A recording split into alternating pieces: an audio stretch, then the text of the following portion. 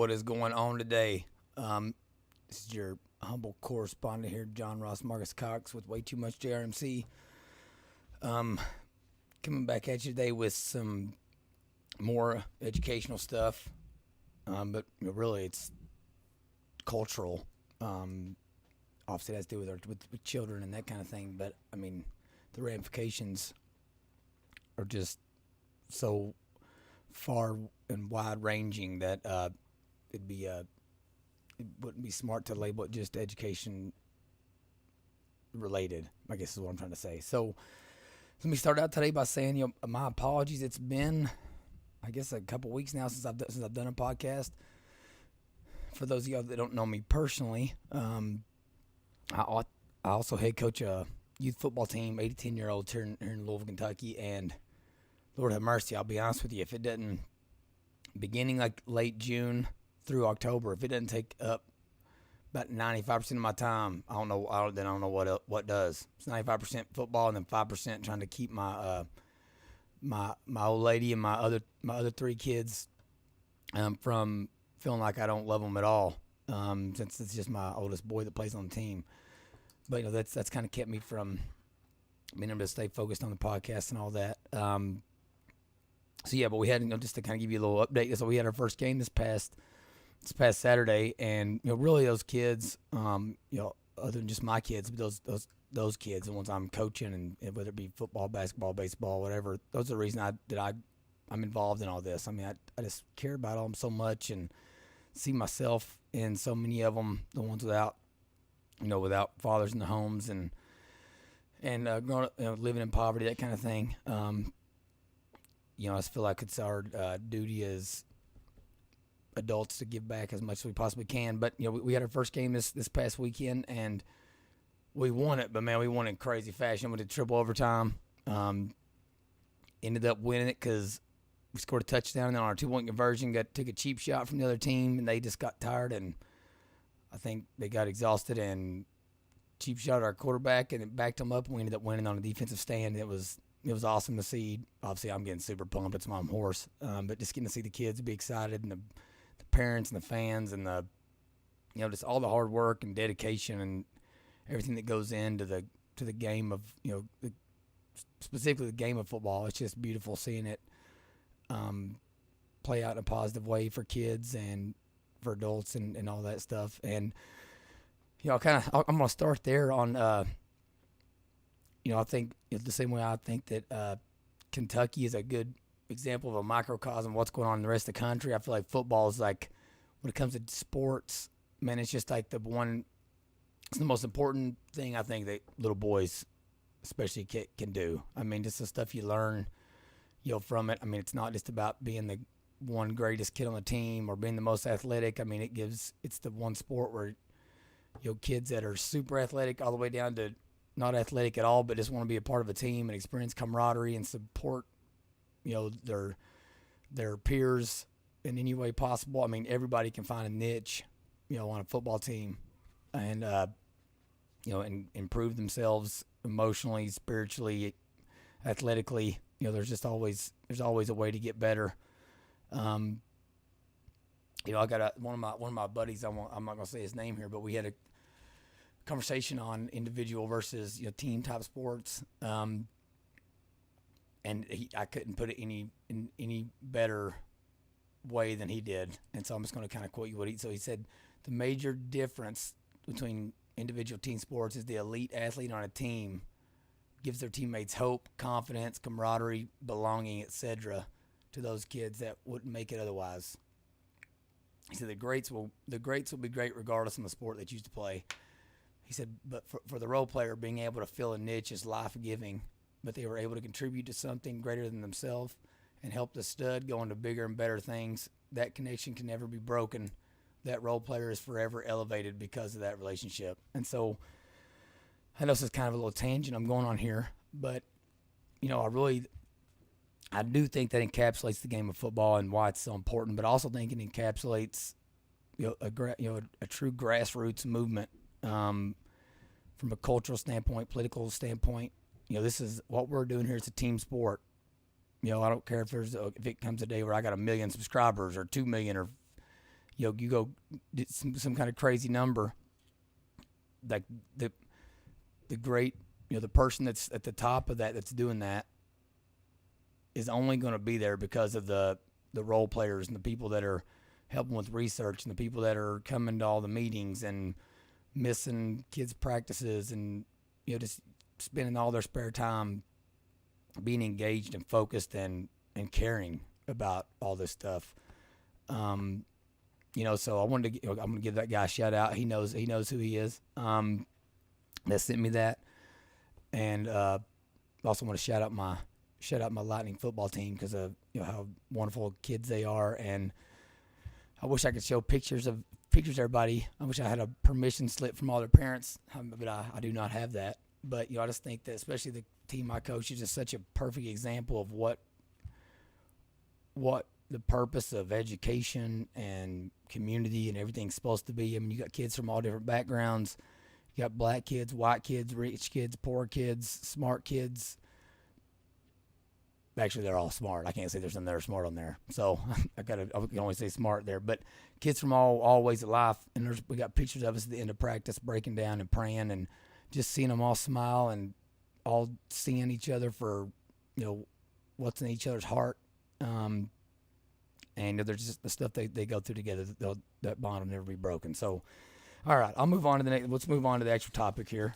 So it was a long first 7 minutes, wasn't it? So today's main topic, we're going to be talking about mental health in schools.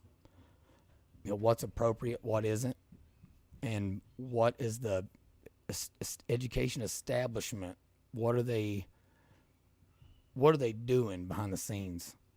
So my show today I planned on doing one on school choice and a report that just came out here recently from a guy named Gary Houchins with Ed Choice Kentucky had posted some surveys and stuff like that on the growth of homeschooling and non-public schooling here in Kentucky, and then I was going to relate it to nationwide, and I'm still going to do that. But yesterday, or 2 nights ago, about 11 o'clock, I got notified that we had here in Kentucky, we had an interim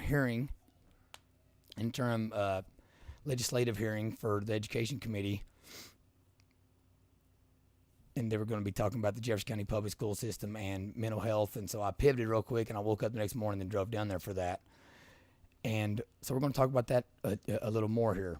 So just to give you a little recap and a little information on where we're headed. So for those of y'all listening, watching, all that, again, first of all, thanks for tuning back in with me here. Please like, comment, subscribe, share, all that good stuff. The show, if you think the content's worthy of that. You can find me on Apple Podcasts, Spotify, YouTube, Rumble, you name it. You can find it on there. To be in the show notes, all the links to everything. But the success of this show will really be dependent on all you guys and getting spread out on a grassroots level.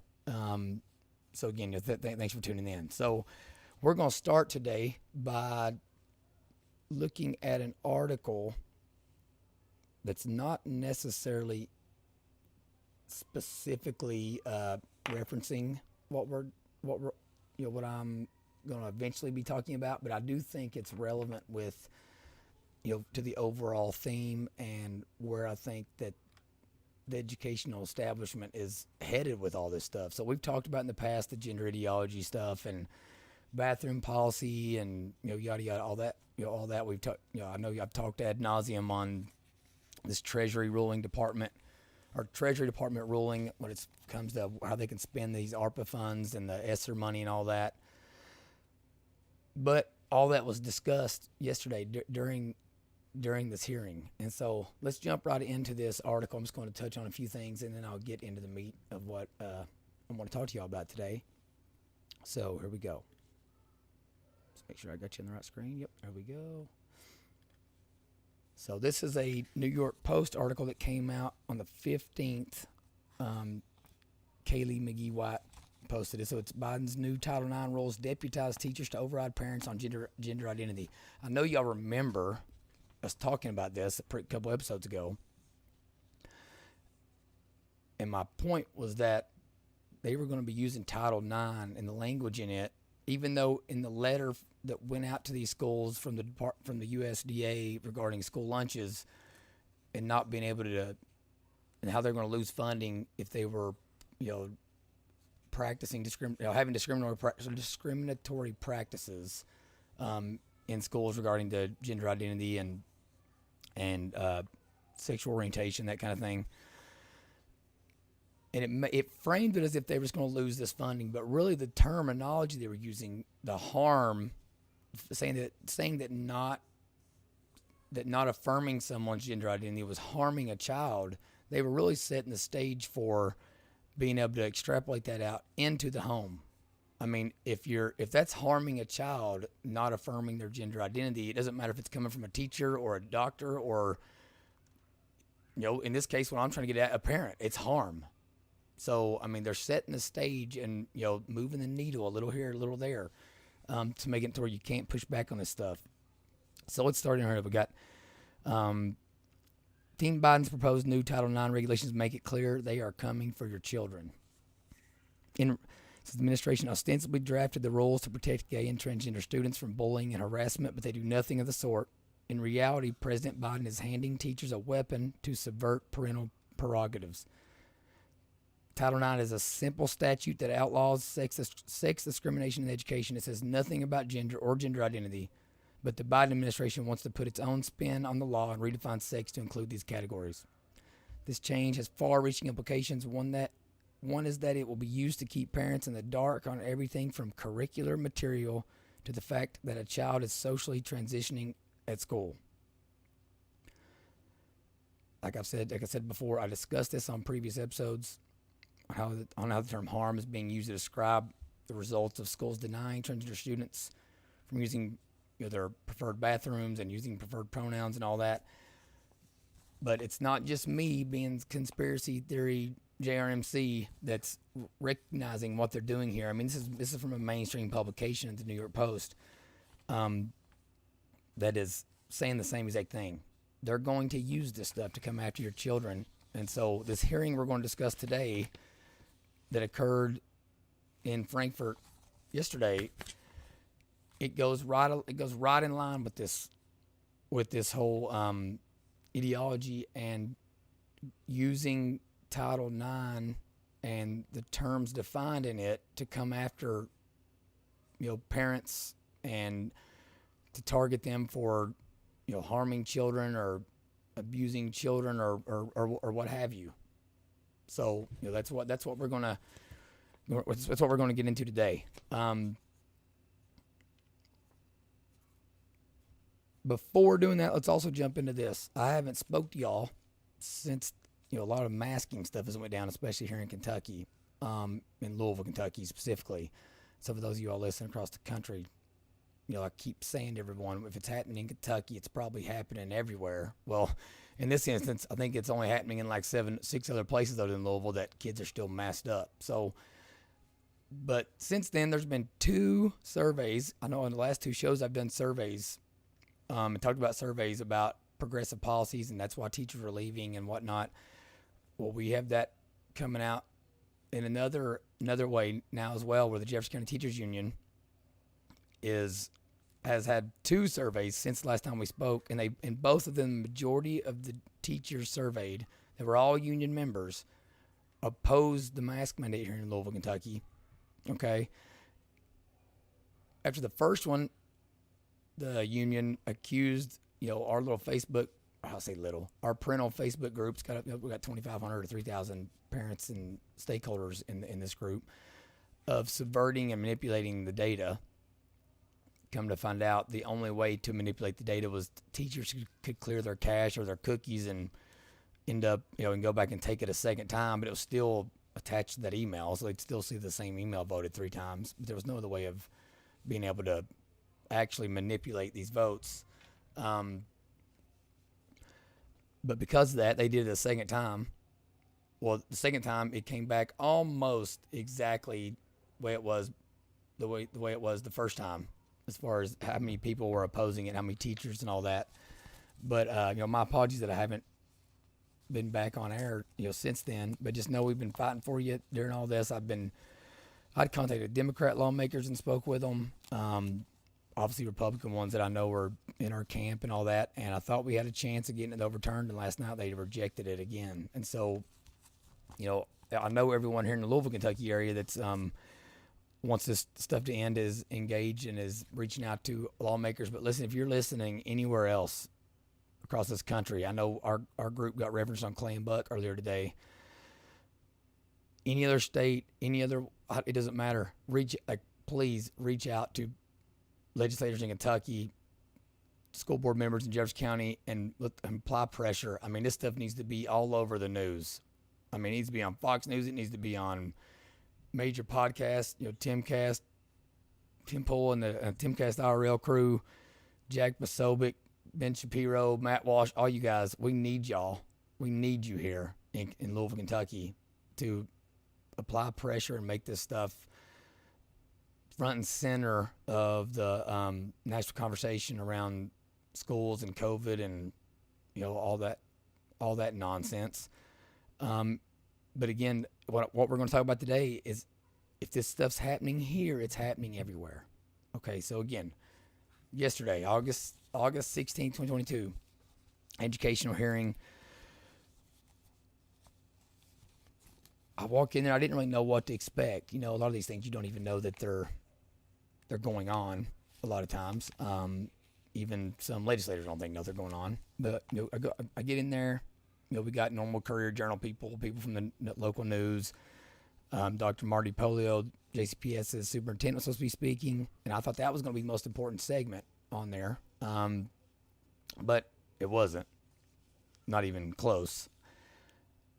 Sitting at the front, we had Lieutenant Governor Jacqueline Coleman, and then we had this group of students from Team Kentucky. It says they were the Student Mental Health Initiative, Department of Education Student Advisory Council. So it was 8 or 9, I want to say kids, but we'll say students. It was either currently in high school or recent high school graduates. And they were coming in there to discuss mental health in schools. Okay, that sounds like something we should do, right? I mean, it's something we all care about kids' mental health.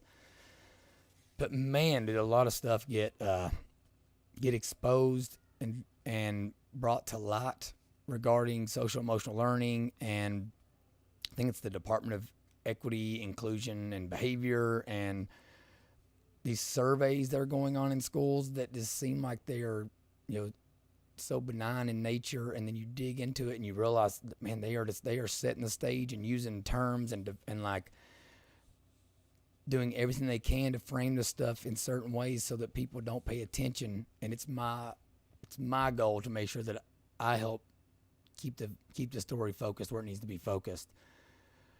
And so we get in there first. So Jacqueline Coleman, opens the hearing and introduces the Student Advisory Council, and they started out by making everyone take a 5-question mental health check-in survey. Okay. First question was, on a scale of 1 to 5, please indicate how excited you are to hear this presentation. The answers range from, it's fun, it's fine, I'd rather be somewhere else though, to I'm pumped. Okay, like, believe it or not, one person actually answered a number 2, meaning they would much prefer being another spot. And I try to do a good job. I'm not calling anybody out, but I must say that I bet that one answer had to be from the guy in the room that just lost the primary. Ed Massey, he's out. He still has to be there though. It was hilarious. So I bet it was him. And so Mr. Ed, if you're listening, shoot me a little email confirming if that was you or not, because I bet it was. One of the other questions was, please choose the best color below that reflects how you feel right now. And there was like 9 options. And then please enter an emoji that reflects how you are feeling right now, like smiley faces, yada, yada. I mean, so they're framing it as if this is the type of surveys that are being conducted in regards to mental health check-ins and mental health in schools. So their hope, and again, I don't think the children that are in there know that they're being manipulated like this by the DOE, but they're doing that so that whenever it's brought up in schools that they're conducting surveys with students, that's what we think is happening. That they're that they're that benign in nature and just making sure they feel good and that they're happy and no one's sad and yada yada. Well, what we really know is that is not the type of questions that are being asked in these surveys. So I'm gonna read a few others here of what you really can be expected to find out in these surveys. And these surveys are from this year. So listen here, it says name, nickname, what you go by. Pronouns is asked. And this is the surveys I'm pulling up here. This is from 6th through 12th grade. So they're asking the 6th grader, what their pronouns are. Here's some other questions. What's your email? Because it'll be recorded when you submit this form. How would you like me to address you in class? What name do you go by? Also, how should I phonetically pronounce your name? What are your preferred pronouns? Obviously, think of them. What's something you're good at? So think about that. There's 4 questions on that screen. Only one of them, I think any of us would argue, it is questionable. But they've sandwiched it in there to where you just kind of brush over it, like a normal person could brush over it, right? Then we go into some other surveys that have went on. This question, this is again 6th through 12th grade, so a 6th grader could be asked this: when, if ever, did you first take a prescription drug such as OxyContin, Percocet, Vicodin, codeine, Adderall, Ritalin, or Xanax without a doctor's prescription? Well, even a kid that hasn't, it may be like, oh, well, they're asking me that. Maybe I should have taken that. Am I supposed to have taken one of those without a prescription? Might make me think I need to go take one, right? If you drink, where do you drink? School, home, parties, friends' homes, bars, cars, parks, fields. Okay, you're asking me if I drink as if it's an option, but I'm in 6th grade.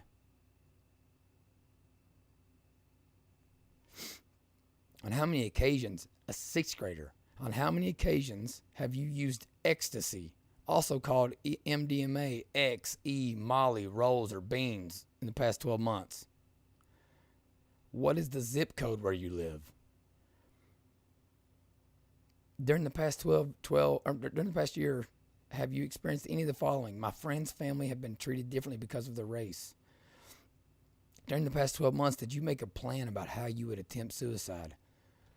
No, I haven't, but should I have? Am I supposed to have a suicide plan? I mean, so my point here is that these surveys are not of the nature that they were framing them at this hearing.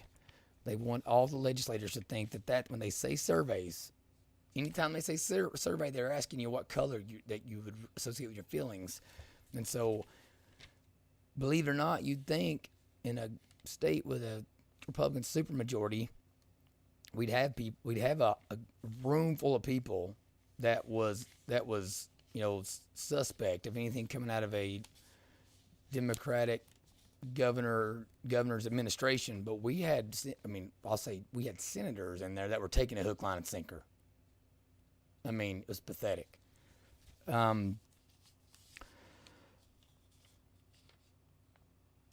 So again, they're trying to get people to look at these surveys. Plutonic, I think maybe the word in nature that's not what they are. They also continued to hammer home on that these surveys were anonymous. Well, you heard one of the questions I just read to you off of multiple surveys. One of them's asking you your email address because it'll be used to check you in or whatever, right?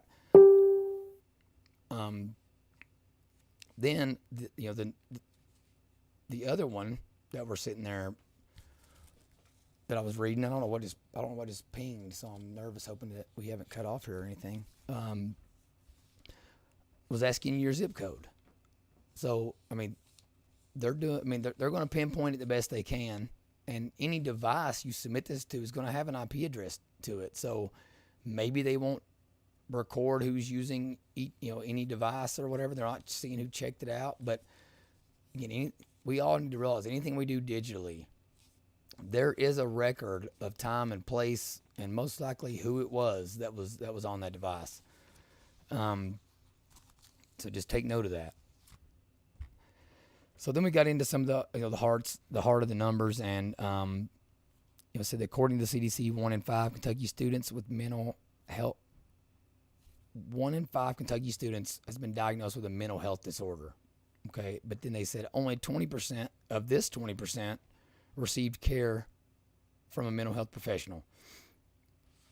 According to further Kentucky surveys, 57% of students 12 to 17 with a major depressive episode did not receive care during the pandemic. 15% of Kentucky high school students responded that they had seriously considered suicide.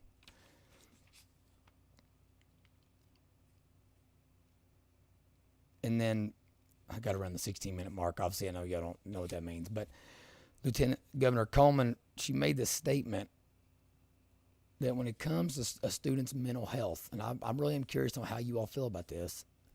She made this statement that in regards to students' mental health, the students themselves are the true experts on these matters. And you're going to see this is going to be a continuous and consistent theme throughout these 12 or 13 pages of notes I have. I know I'm a nerd. Just from this meeting, I just want to make it clear from the jump when it comes to children supposedly being experts on their educational needs or their mental health needs or whatever. No, they are not. I have 4 children. They all think they're experts. Even my 2-year-old thinks he's an expert. My 8-year-old for dang sure thinks he's an expert. They are not. We can listen. I will listen to them. I will hear them out. But God didn't give them parents so that they could just tell us what they want and then do what they want. We aren't necessary if that's the case. But that's going to be a consistent theme throughout this committee hearing. So Coleman stated that after establishing the work group to perform the task of identifying problems and to develop specific recommendations for lawmakers, every single decision made from that point on was made by the student advisory board members. So everything they discussed as far as with the mental health, that they had these things called summits where they brought kids together, and asked them questions and all that stuff, and developed recommendations for what they think needs to happen at a school level and a legislative level and all that.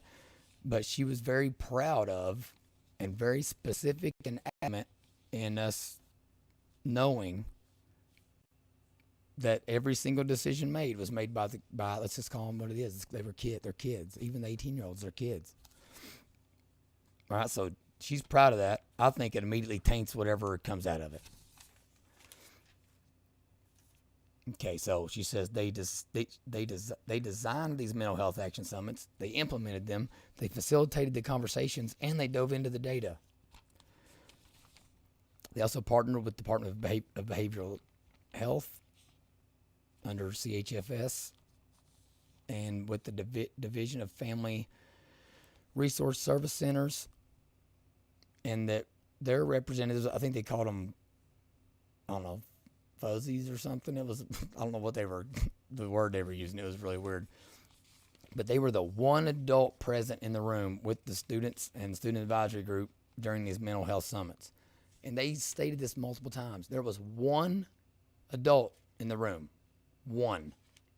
With 30 kids most of the time, and with multiple breakout sessions at each of these summits that they were conducting. One adult.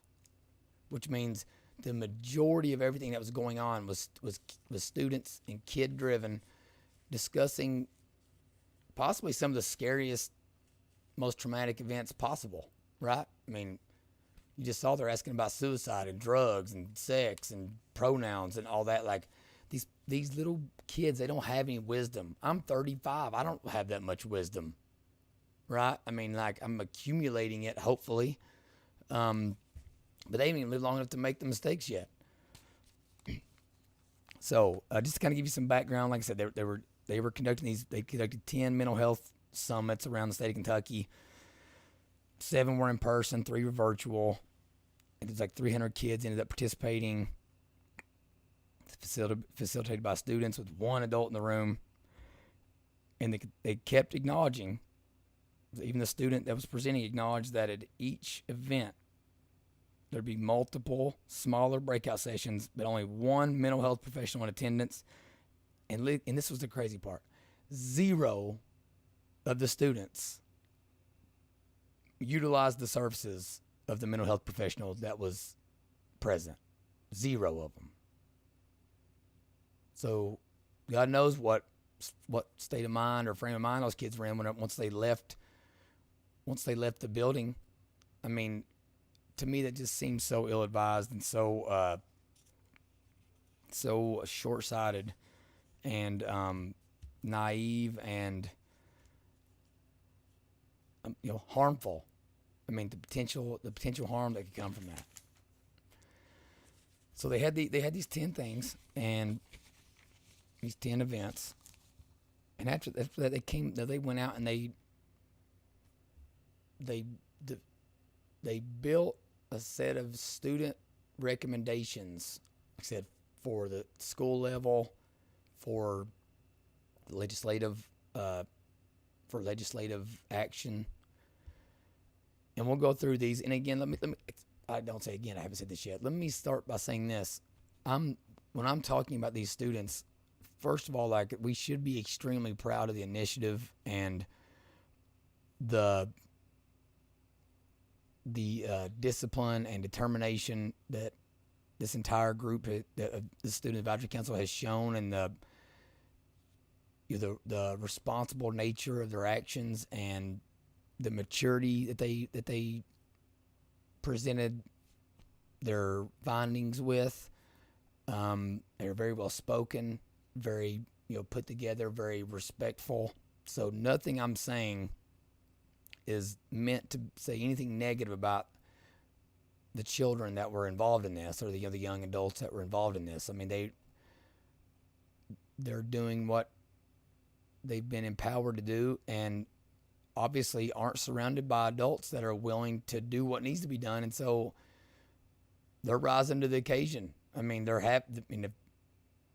if you're told, hey, you have to make the recommendations because we're not going to, then you have to, So I just want to say that first. None of this is meant to be negative towards the kids themselves or anything like that.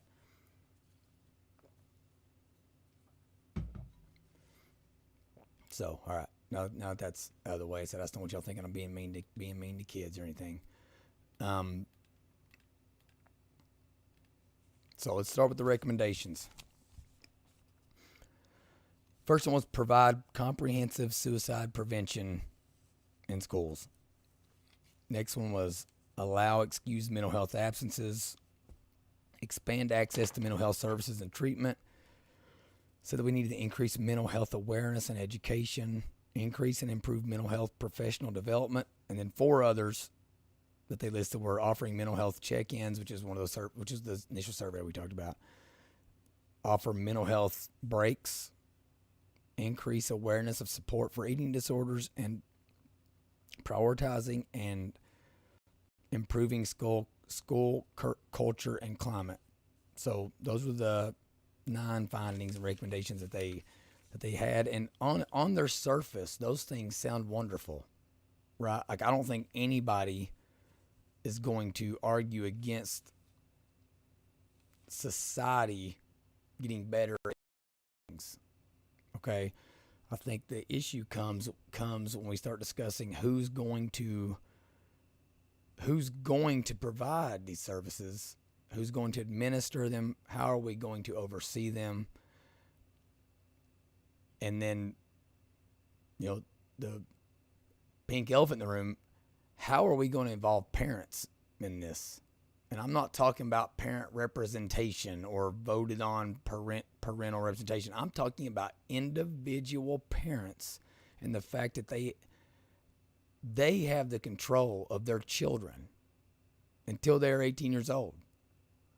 Not the school, not the governor, not the school board, not two or three parents that all the parents collectively vote for. We don't raise our families collectively. I know we like to say it takes a village, and that may be the case. It may take a village as far as to just actually get through life and do it successfully, but there's no government can force you to allow the village to make parental decisions for your children. Okay? That's the main thing I'm getting at here.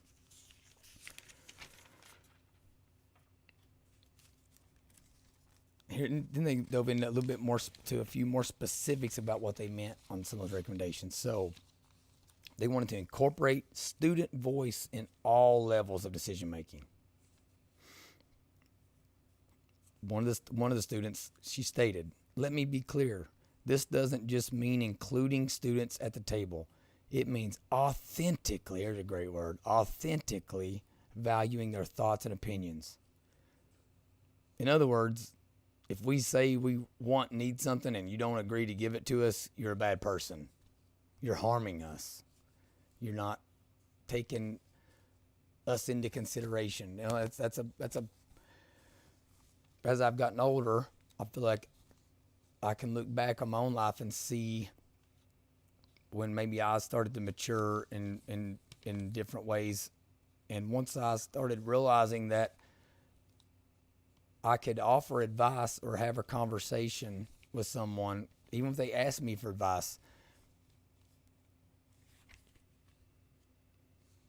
I can't expect them to follow, or maybe not expect them. It's not fair to label them as like not being smart or not doing what's best because they didn't do exactly everything that I said to do. But I kept getting the feeling from these students that it was like, if you gave any pushback to these items, it's because you're not listening to us as students authentically. And they're being told by the Lieutenant Governor, Jacqueline Coleman, that they're the true experts. So if you're being told by an adult, one of extreme power in the state, that you're the true expert, it doesn't matter if they're legislators or if they're just Joe Schmo on the street. If you're not listening to them, you're denying the facts, right? So she went on to state her youth is something she has always had to apologize for in regards to legitimacy in conversations. Well, yeah, because your youth, what that actually means is you don't know nothing. You're a baby. All right? If you're 17, you're still a baby to me. Because I know where I was at 17. And I went through some tough stuff growing up. And I was still a baby.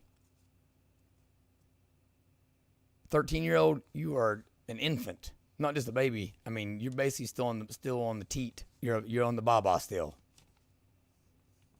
So we got to stop fluffing stuff up with kids. And that's what, to go back to the football stuff, that's why I love football, because there ain't no fluff in it. It is what it is. Like, you ain't an expert. Sorry, I said ain't. You know who I'm referencing here. Hopefully she's listening.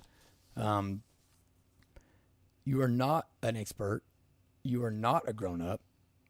You are a recently graduated high school student with absolutely no wisdom and no understanding of the real world yet, and that's not your fault.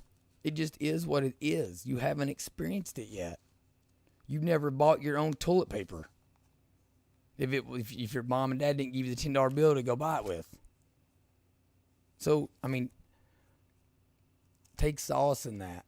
Like, we can't hold you to that standard. We understand you're going to make mistakes, but we're not going to let you implement those mistakes on a statewide level.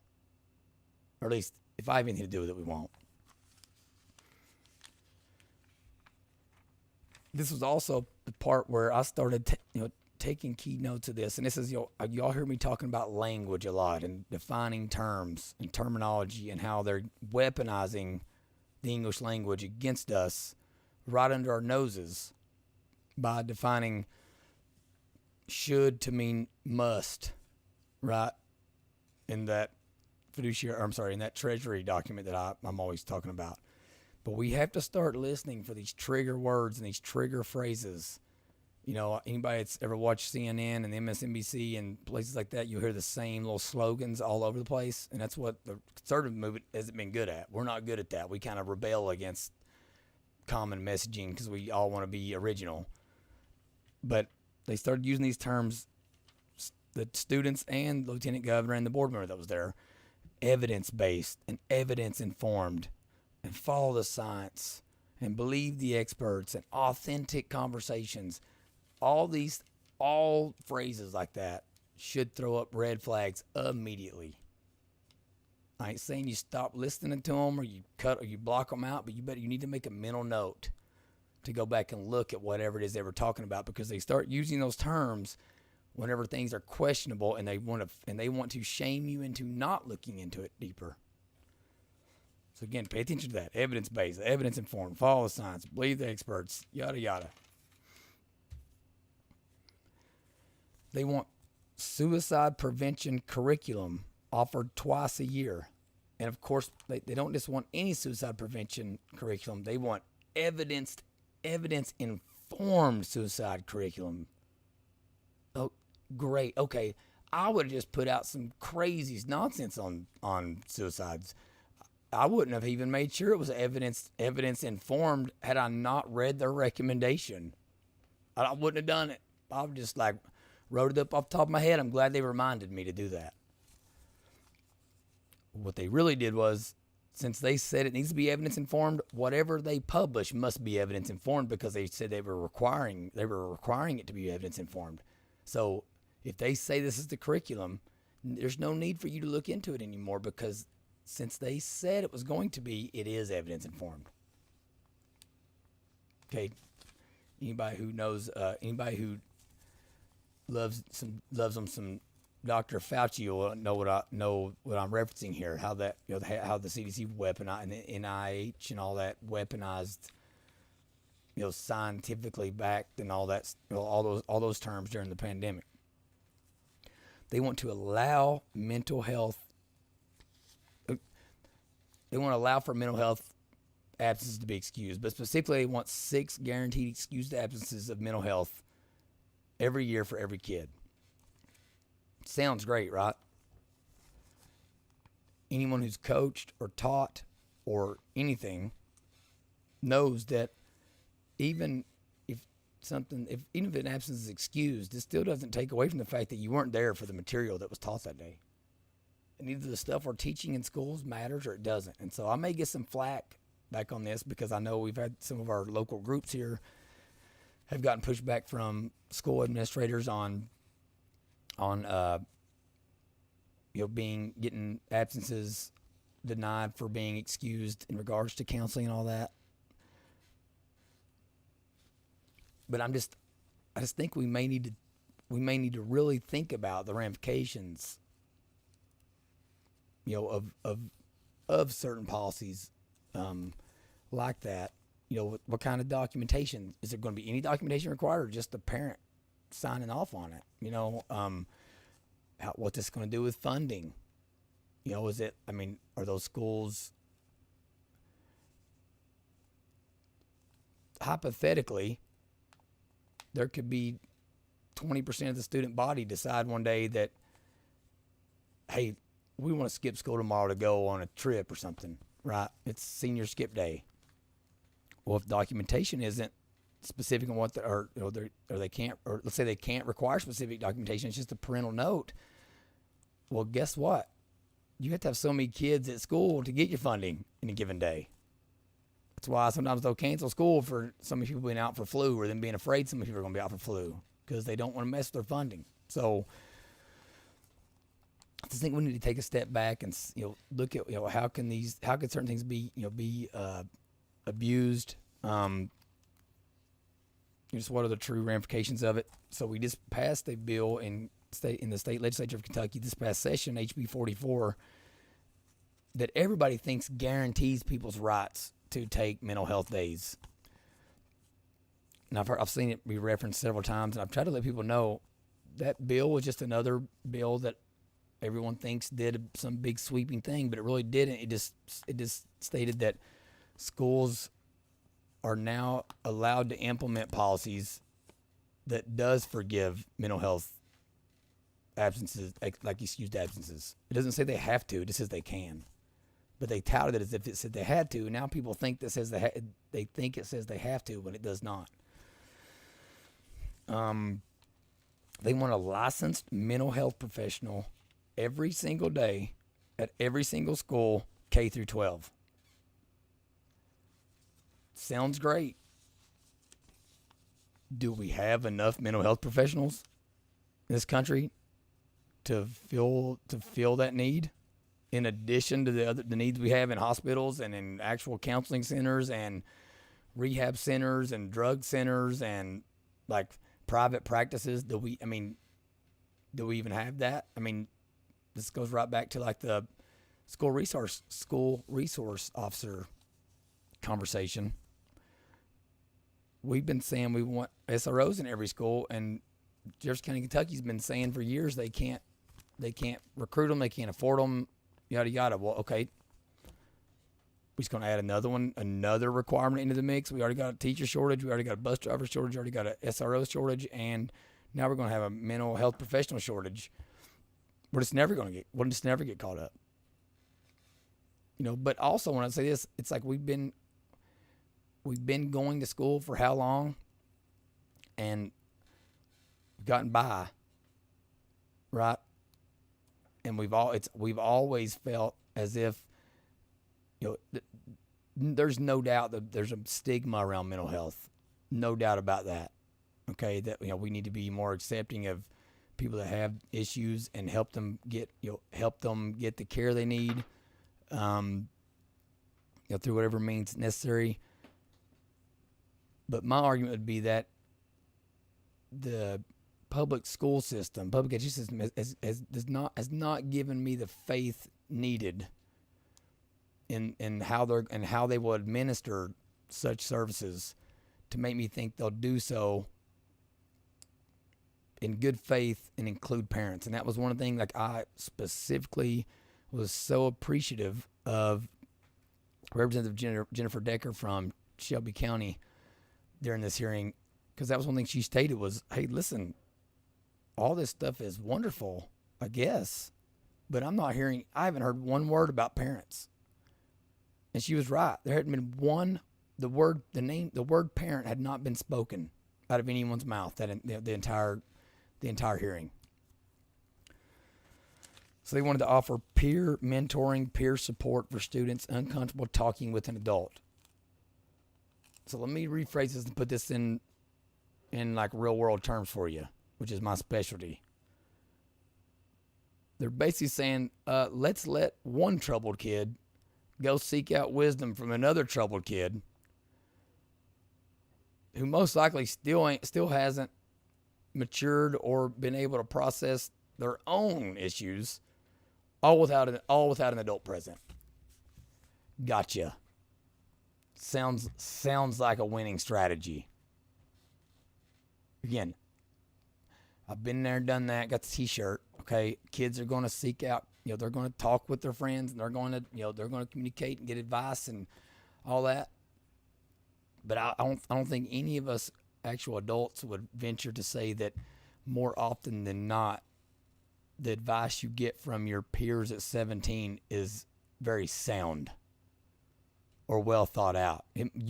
They might get lucky and have like a gut hunch and send you in the right direction, but most likely it's going to be fueled by emotions and what feels good and what feels like is the right thing to do, whenever we all know that facts don't care about your feelings, right? And so they kept talking about, just kept coming back to that, just like peer mentoring, peer support. But they said they were specific. This was for students uncomfortable talking with an adult. So, okay, so is the school going to have a peer support group specifically meant for kids that aren't comfortable talking with adults? So I have to assume they're not going to be required to tell adults anything. There's going to be some kind of confidentiality agreement, which means it's not going to get to an adult in the school, and it's for dang sure not going to get to the parents. That is an awful idea. Absolutely awful idea.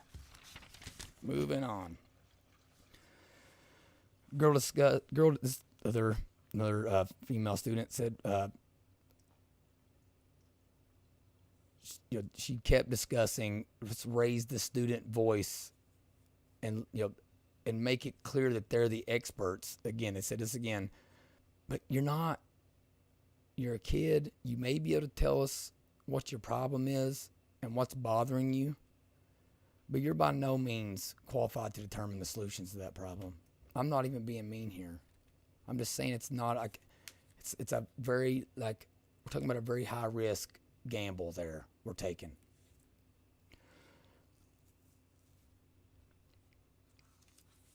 So again, when they focus on mental health awareness, that's fine. Require updated evidence-informed mental health curriculum for K through 12 students. Offer opportunities to learn and be proactive in executing coping skills. So, okay, who determines this curriculum, this evidence-informed curriculum, and who determines what are the best coping skills? They also wanted to increase and improve professional development and require annual evidence-informed, let's make sure it's that, mental health professional development for all school staff. All school staff. So you're handing out pizzas in the lunch line, you got more PD. You're a teacher's aide, you got it too. Office secretary, yep, you got to go. I think sometimes, especially kids, they don't realize that there are things in life that are a zero-sum game, right? Like that taking away or allocating time to one thing directly takes time away from another thing. There's so only, time is a finite resource. Sometimes they don't get that. They just, a lot of adults don't get that. They just think whatever, they can't imagine that another adult doesn't think that whatever they do is so important, right?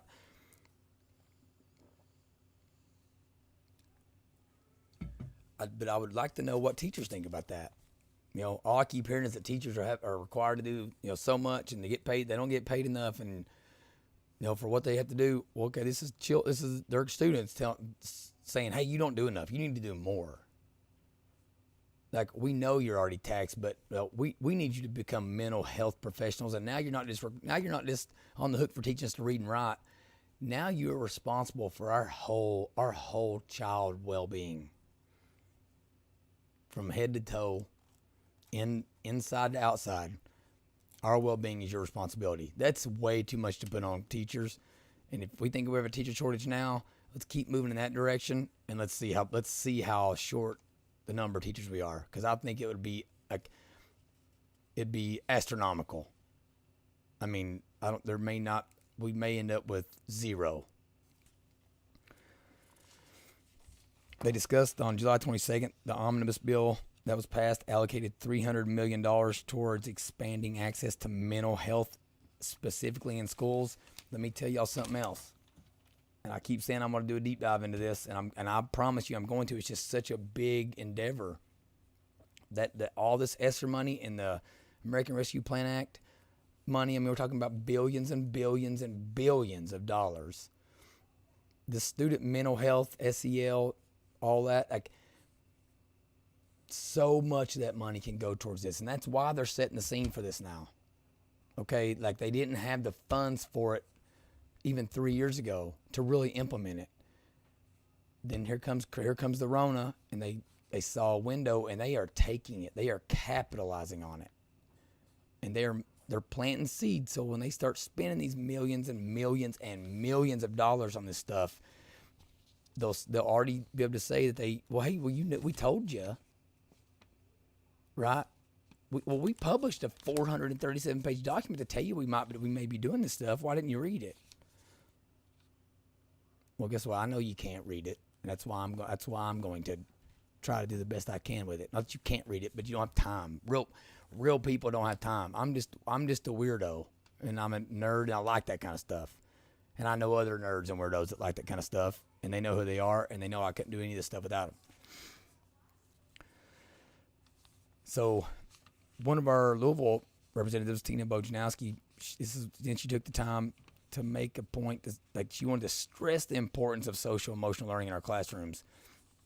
I only bring this up because I've played video for you all's listeners, for you all's groups and all that, of Republican legislators in the state of Kentucky, and we're going to talk about some stuff in other states in a minute as well, saying that SEL and the overall well-being and emotional needs of students is of the utmost importance. Republicans have also said that.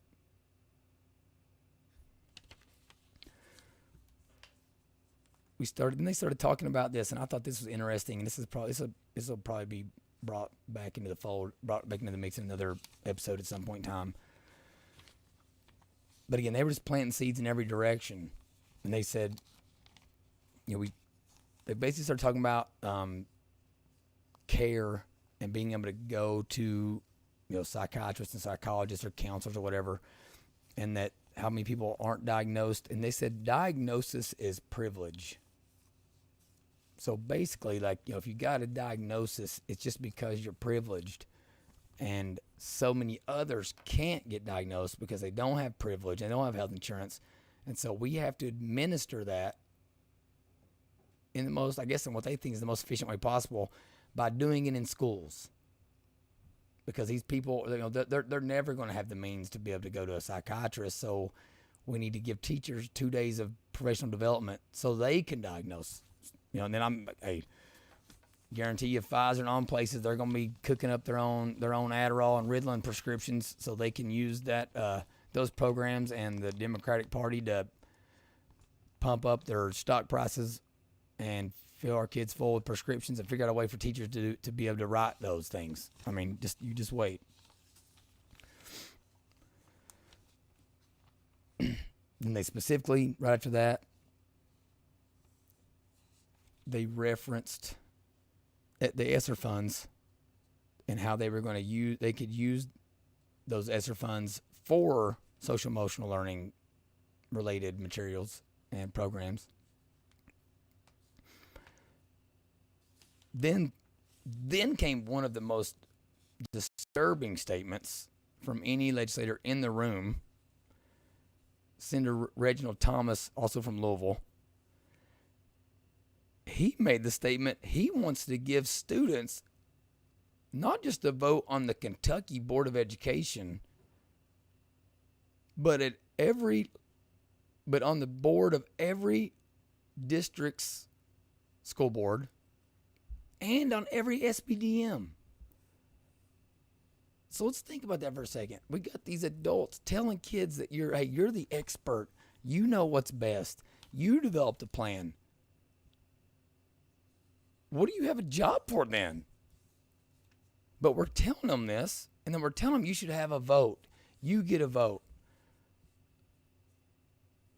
Really? Do we really want that? I want all of y'all to sit back and think about what that means.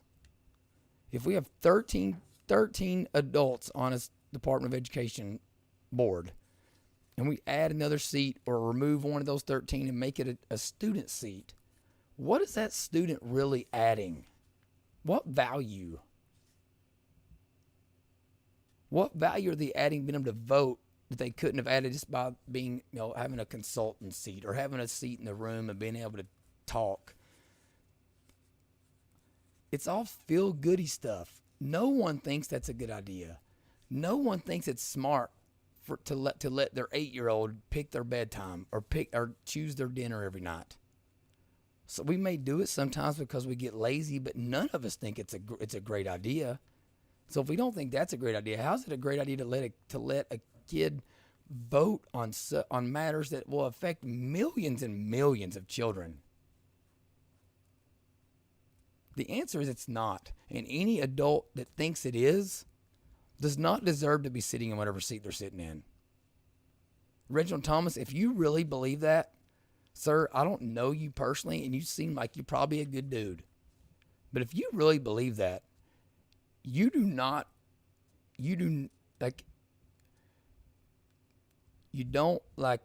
have the foresight to see the potential issues that comes along with that. And you shouldn't be in that seat. You shouldn't be there. It's just plain and simple.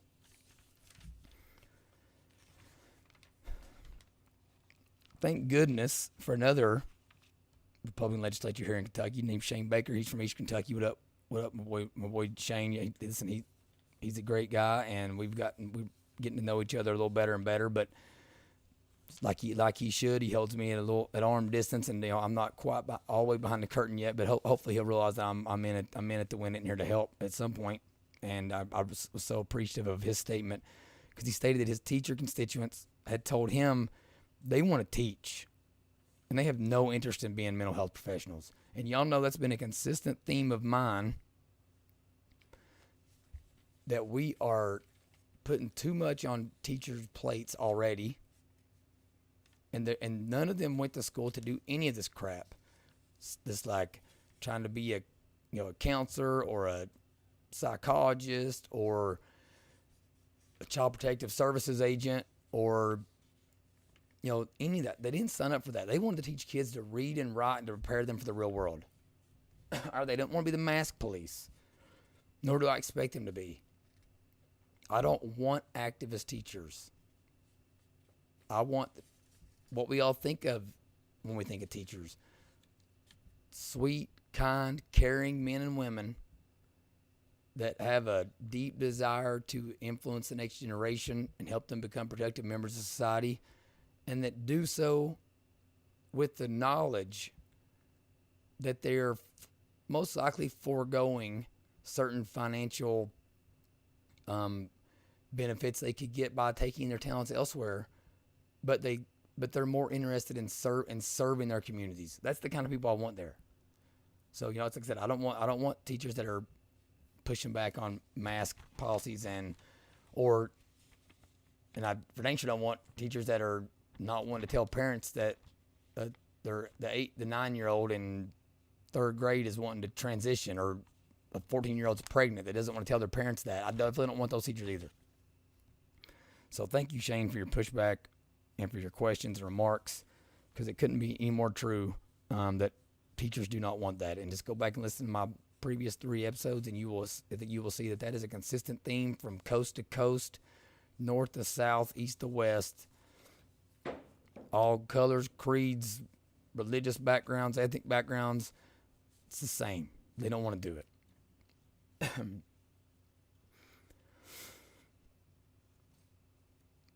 The other woman that's there, I can't remember her name. She said she's on the Board of Education, though. She said, we don't have the luxury of only being teachers now.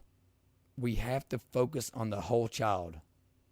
So she basically just told any teacher that doesn't want to be a mental health professional, put up or shut up. Do it or get out.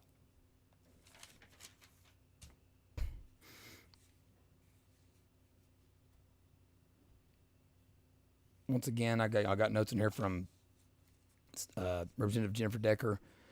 Stated she never heard any mention of parental rights or parental roles in the process. So when she gave those remarks, it was towards the end of that presentation. So she had listened to it all, and she hadn't heard the word parents. And I went back and watched it again, as boring as this hearing was, and parents weren't mentioned. Stated most children, students are minors.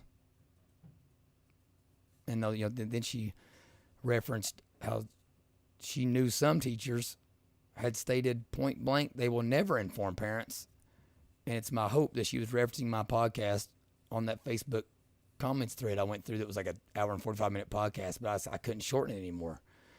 My hope is that she was referencing that because we had 3 verified teachers in the state of Kentucky that were saying that.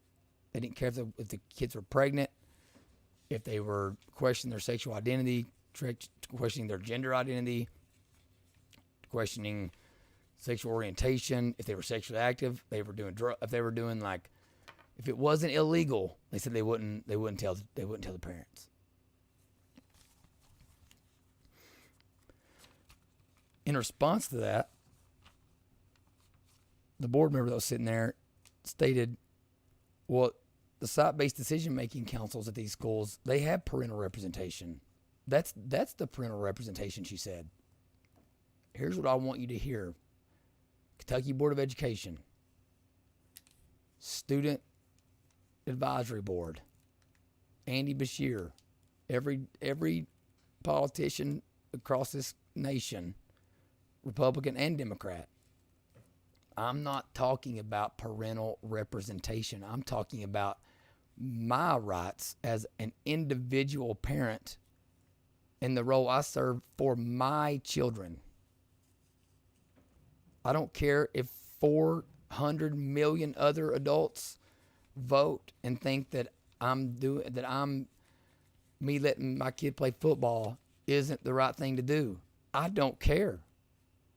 I'm overruling the 400 million of you, and he's playing. That's what I'm talking about, and I think that's what Representative Decker was talking about, and most of the other Republicans in that room were also thinking, many of which I was sitting there texting with.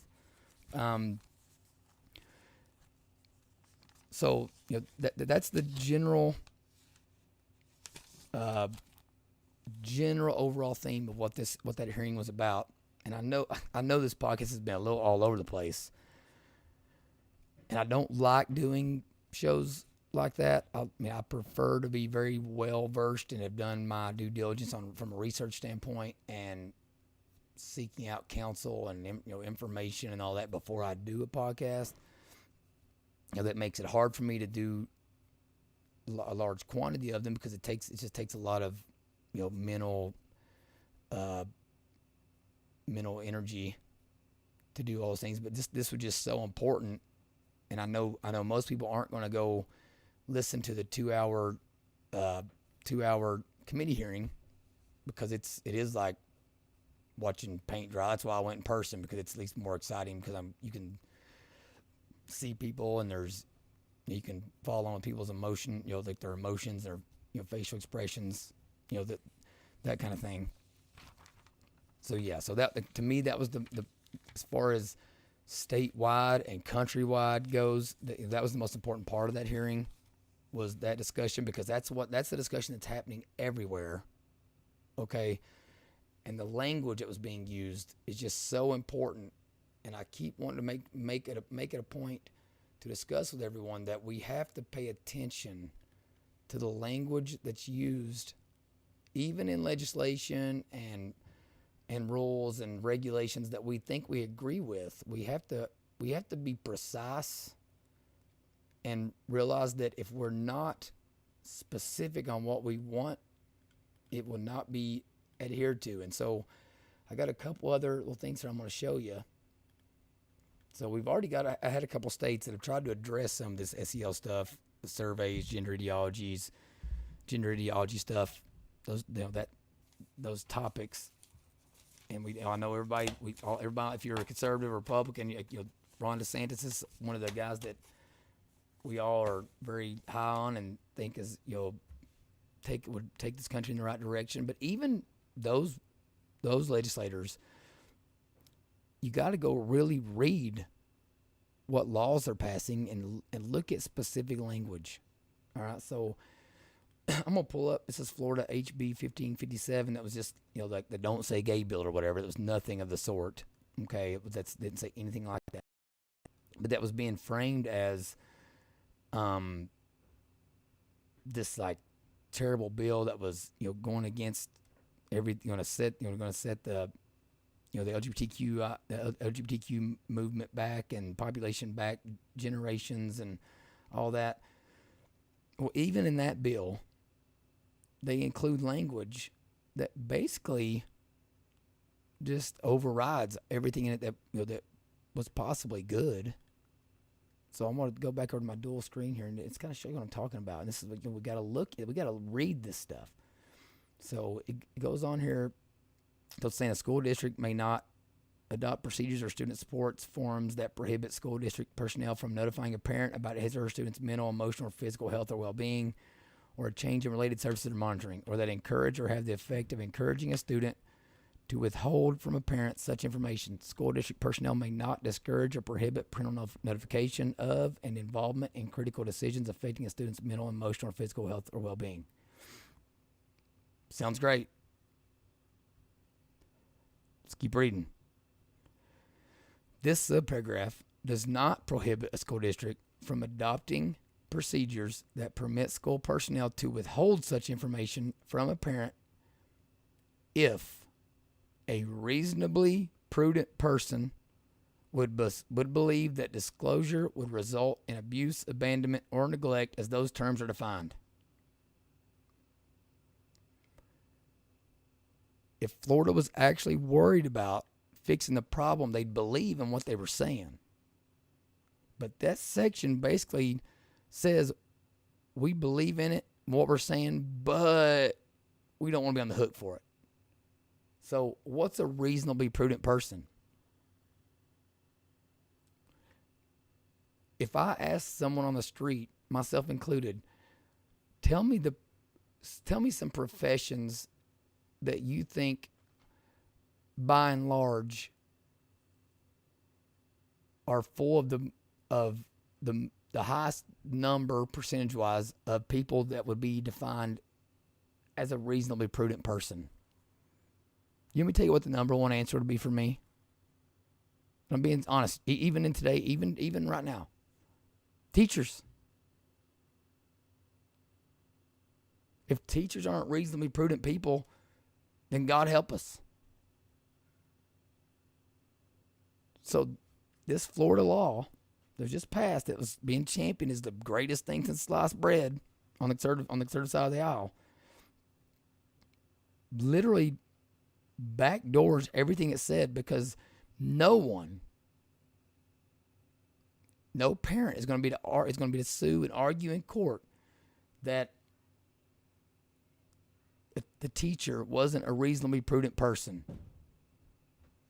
And as long as that person has a reason for why they didn't disclose that information, if we all assume that they were reasonably prudent people because they have multiple degrees and we allow our children to go spend 8 hours a day with them, all they're going to do is say, well, this is the reason I was worried about it. Okay, well, they're a reasonably prudent person, so the benefit of the doubt goes to them. Because the law specifically said it itself. Okay, it says move on though. The classroom instruction by school personnel or third parties on sexual orientation or gender identity may not occur in kindergarten through grade 3. Great. Or in a manner that is not age appropriate or developmentally appropriate for students in accordance with state standards. Okay, so if they're in 4th grade, who determines that it was age appropriate, developmentally appropriate? All it would have to do is everything inside the Department of Education, everything that's tied to the Department of Education is controlled by the left. It just is what it is. So they're defining age appropriate and developmentally appropriate. Why, Florida? Why? Why would you say that? Before administering a student well-being questionnaire, another word for survey, or health screening form to a student in kindergarten through grade 3, the school district must provide the questionnaire health screener form to the parent and obtain the permission of the parent.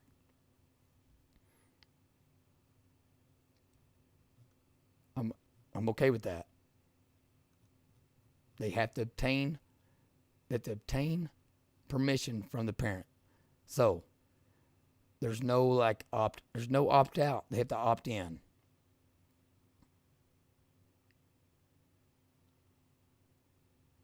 And that's a very important part of that. And so they didn't like the other parts in this bill, but that's actually one of the good ones. We have to we have to change from this opt-out culture to an opt-in culture.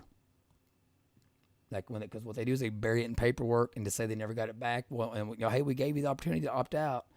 If they were going on a field trip down the street and riding on a bus and they didn't have something signed, you wouldn't be going on that field trip. Here's one from Pennsylvania. Also supposed to be a great bill. In regards to withholding information. Subsection A may not prohibit a school entity from adopting procedures that permit school personnel to withhold this information from a parent or legal guardian if a reasonably prudent person would believe, based on the documented testimony of the student or a history of documented incidents, that disclosure would result in child abuse or the child being abandoned. So it says, again, if a reasonably prudent person would believe, based on the documented testimony of the student or a history of documented incidents. Okay, so a troubled kid they've never told a lie. They've never told a lie. They've never fabricated anything. I think every time my stepdad tried to whip me, I'd run down the street screaming child abuse. When I knew right then he wasn't that he was just trying to help me. And then he wasn't going to wear me out and where I couldn't sit. He was just trying to give me what I needed, which was a little butt whooping. But according to this, all I'd have to do is say, I'm afraid he's going to abuse me. My dad said he's going to abuse me. They can withhold whatever information. Again, a Republican legislature. Why? Age appropriateness, classroom instruction by school personnel or third parties on sexual orientation or gender identity. Look at section 2. May not occur in 6th through 12th grade in a manner that is not age appropriate or developmentally appropriate in accordance with state standards. Well, if your state standards are controlled by the left, and the left wants to teach 6th graders about gender identity, all they got to do is put it on a piece of paper or a memorandum that it's age appropriate. At the beginning of the school year, each school entity shall notify parents and legal guardians of each healthcare service offered at the student school. Great. And the option, but within that it says, and also offer them the option to withhold consent or decline any specific service. No. Opt-out is not acceptable.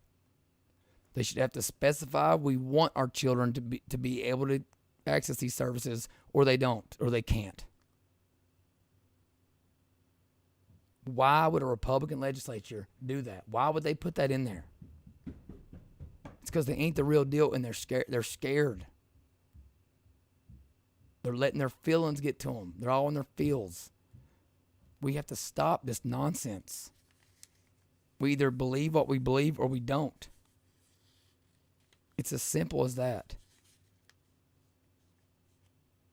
One thing we came to the masking stuff and the bill we were trying to use to get rid of the COVID stuff in Kentucky schools. One thing that we were specific about was that we wanted the language to be in favor, of parents. That there was no opt-outs. If you didn't want to wear a mask, you just didn't wear a mask. If you didn't want to get a vaccination, you just didn't get one. That shouldn't be a controversial opinion or thing to think. During my time down there, I was also very specific that I felt like Kentucky, just like I've been saying with you guys, that we have an opportunity here to lead the country in things. We have a great group of grassroots individuals that are in it to win it and in the trenches and ride or die on this stuff, of which I would consider myself, that's willing to put in the work. Kentucky we're the gateway to the West, man. Manifest destiny would not have occurred without the state of Kentucky.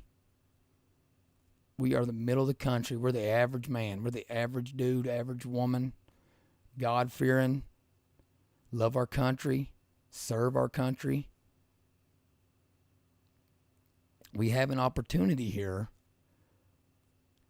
to actually lead and do the right thing. because even the other states in this union that are saying they're doing those things, they're not. Let's do it. Kentucky senators, Kentucky House reps. Let's do it. Let's actually do the right thing and what we all know that needs to be done. No loopholes. No language shenanigans. Just do it. I'll have your back as long as you include me in on this process where I know what's going on and I know what the bills are and what the wording's like. I got you, and I'll use my platform any way possible to spread the word on this stuff. So I didn't get to talk at all about what was discussed about from Dr. Marty Polio and specific to Jefferson County. I'll do that in another, probably a live stream that won't be like a podcast. I'll just do it in our Jefferson County groups. But one specific thing, this will be the last thing I'm talking about. One of our state reps, Tina Bojanowski, she notated that there's been a crazy increased number of like nonverbal children coming into kindergarten that are clinically disabled because of the nonverbal nature of their communication style. I wanted to scream at her and say, Tina, duh. They're in kindergarten, so they're 5. COVID started 2 years ago. They spent 40% of their lives not being able to see adults and child care workers and teachers' faces. Of course they're nonverbal. What'd you expect, sweetheart? What'd you expect? So it's my last appeal. Get these masks off the kids everywhere. All right, so again, I know this thing ran a little long. It's an hour and 22 minutes. Couldn't really get it any shorter. I apologize. It's important. We got shorter ones that are going to be coming here in the near future because we're going to be doing more and more of this stuff and getting more quantity out. Just got to make sure I'm keeping the quality up as well. So again, you can like, share, comment, subscribe, all that stuff. And appreciating that stuff that you do. I really hope this thing gets spread by word of mouth and by grassroots, organic, in organic nature. Follow me on Twitter, Rumble, Facebook, yada yada.